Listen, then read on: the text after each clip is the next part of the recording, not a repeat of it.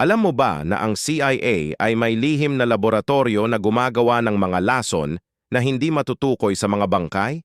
Noong Cold War, si Dr. Sidney Gottlieb ay namuno sa pinakadelikadong programa ng Amerika.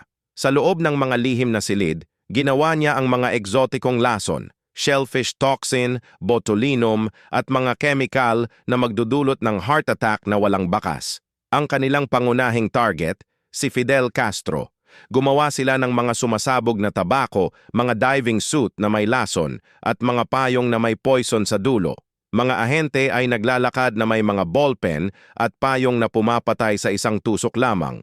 Pero ang pinakakatakot, ang programa ay tumagal ng mga dekada bago nabunyag.